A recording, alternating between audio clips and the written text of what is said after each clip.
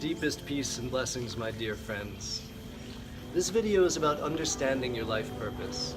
What is your life purpose, and how do you associate with it as you go through life? Well, the first rule of understanding your life purpose is simply stop trying to understand your life purpose. You don't actually know what it is. And the reality is that in this present moment, in this very moment, you're already living your purpose. You're already in it.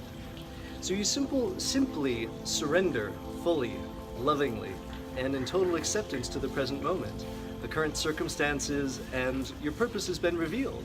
Your purpose, your life purpose, is right here, right now, right in front of you. It's simply that the ego, the egoic mind, the thinking mind, might not have wanted this particular moment, or may not be in full acceptance of it. But your greatest divine truth and your happy destiny is simply to allow your divine purpose to unfold, moment by moment and step by step, in the fullness of your loving conscious presence. So a better question to what is my life purpose and how do I align with it would be, how can I be of greatest service right now? How can I find the deepest divine truth and unconditional love that's right here and right now, right in this very breath? And once you begin living this way, instead of dwelling in confusion and discontent, and once you cease the fruitless seeking and the compulsion to add meaning and find salvation in potential futures, you simply allow your best purpose to naturally unfold. And what is the purpose in the beauty of life? Well, you're living it. You're living the beauty of life. You're living it right here and now. And it's not necessary to wait for a future event to enter salvation into your best life, into the joyful union with God right now, right in this very moment. So come into full acceptance of your current circumstances and release any judgments surrounding your circumstances. You find the love and joy and gratitude right here, right in this very moment. And in reality, it's only the resistance to that, only the non-acceptance and confusion about your current circumstances that prevents salvation and happiness and union with the infinite, divine and loving God from occurring. So you simply stop judging and stop resisting the current circumstances. Simply accept. Also, be present and be aware of your surroundings. Ask yourself this question: how can I make the situation better? How can I give my best love to these current circumstances? And how can I be of best service to others using my very best gifts? I would regard this process as a release from the concept of selfishness, a release from self-pity, and an alignment to your divine truth.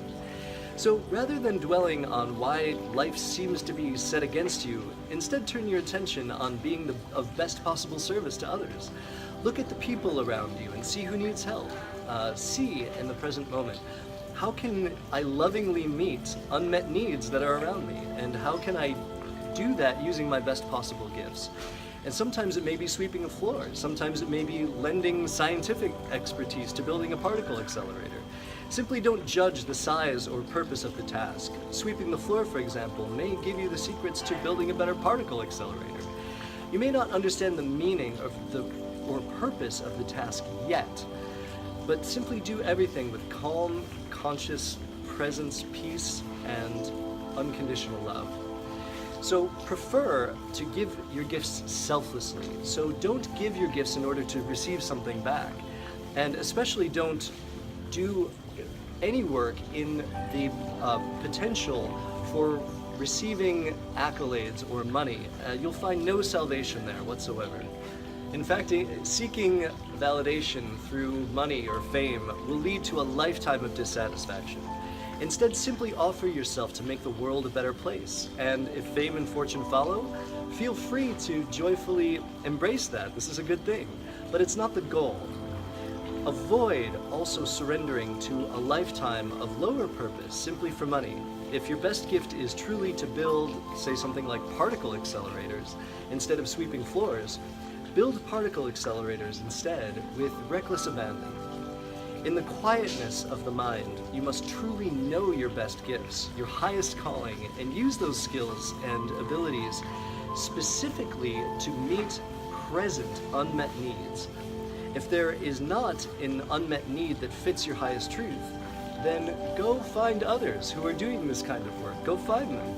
and go to them in the spirit of selfless service and giving. Simply say that I have these gifts to offer that are aligned with what you're doing. How can I help?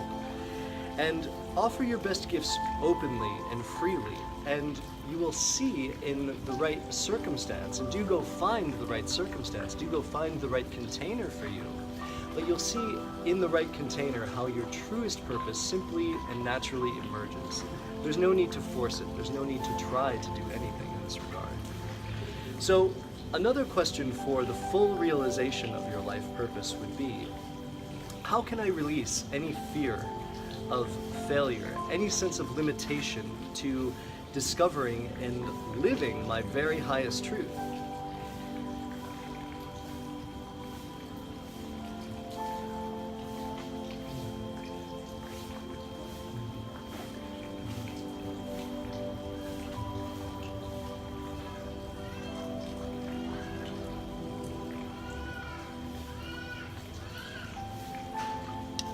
So first of all, take the spotlight off the limitations and confines of the environment.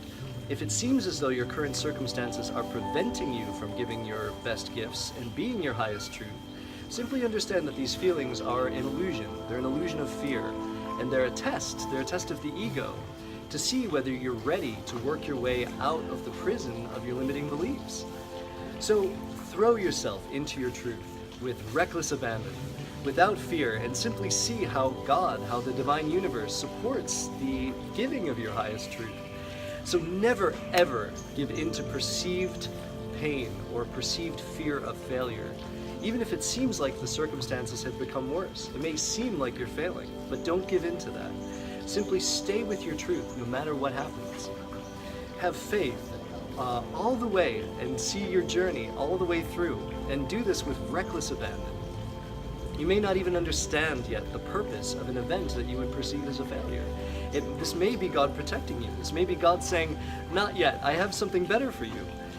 Regard all events, even those that seem like rejection, that seem like failure, regard those as neutral and simply part of the natural process of the unfolding. So don't give in to disappointment and depression when events didn't work out the way you expected. Simply release it, let it go. Move on and make the best out of the situation, knowing that you're divinely guided and in the fulfillment of your highest purpose. Another important lesson is that the reality and truth of life is that nobody can possibly know with absolute certainty what your life purpose is. In fact, no matter what it is that you're doing in the present moment, you're actually already in fulfillment of your divine purpose right now. Even if it feels like the current circumstances may not be the best of circumstances or may not be your highest calling, accept the present moment as an essential part of the process. Don't judge the current circumstance. Accept this moment for what it is.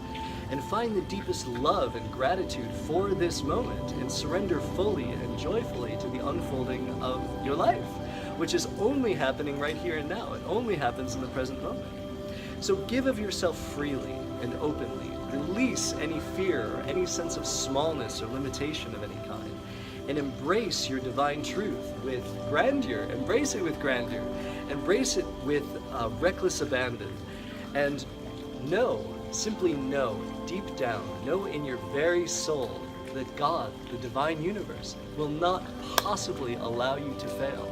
Never, never, never, and will never allow you to fail. Because you cannot fail at life, and you can't fail at God. And that's all I have to share with you, my dear friends.